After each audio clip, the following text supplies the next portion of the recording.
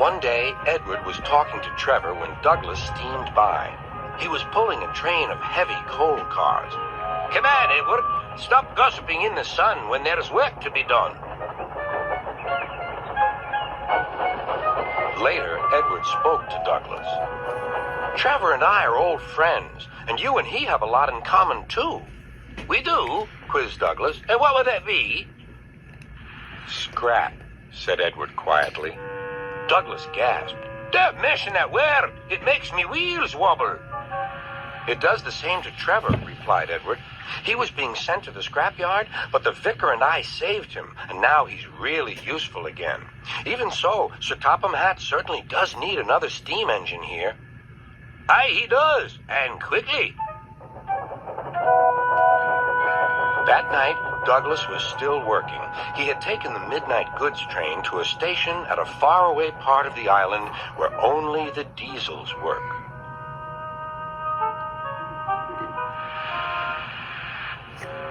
He was just shunting, ready for his return journey, when... "That sounds like a steam engine," he thought. The hiss came again. "Who's there?" asked Douglas. A whisper came. "Are you Sir Topham Hatt's engine?" "Aye, and proud of it. Well, I'm Oliver, and I'm with my brake van towed. We've run out of coal and have no more steam." "But what are you doing?" "Escaping." "From what?" "Scrap." Douglas shivered. Then he remembered Edward's story about saving Trevor. "I'll be glad to help you. It'll have to look, though, as if you're ready for scrap and I'm taking you away."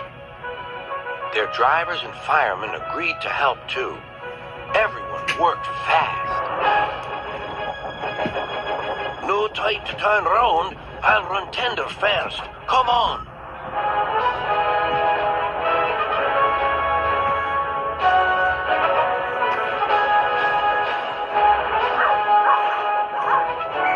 But before they could clear the station, they were stopped.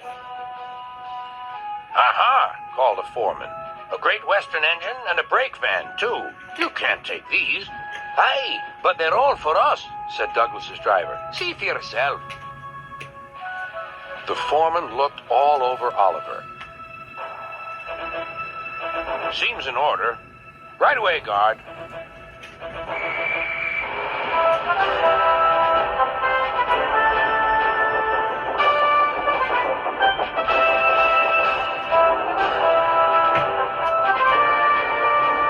"That was a near thing." "We've had worse," replied Oliver, and they forged ahead.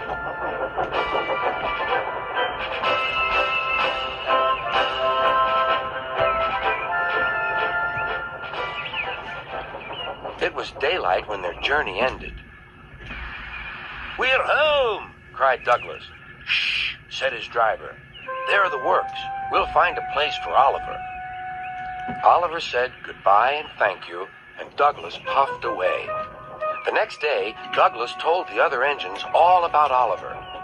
"Sir Topham Hatt will have to know," said James. "Douglas should tell him at once," added Gordon. "Well, here he is," said a voice. "Now, what's this all about?" "Beg pardon, sir, but we do need another engine." "Yes, sir," ventured Gordon. "A steam engine, sir." "Well, unless one is saved from scrap, there's little hope." "But, sir, one has." "Yes, indeed. And thanks to you, Douglas, he is now at our works. Oliver is just what we need for Duck's branch line." Everyone cheered. Now Oliver and Toad are mended and painted in full Great Western colors. Duck and Oliver are happy on their branch line. The others laughed at first and called it the Little Western. Duck and Oliver were delighted, and so the Little Western it will always be.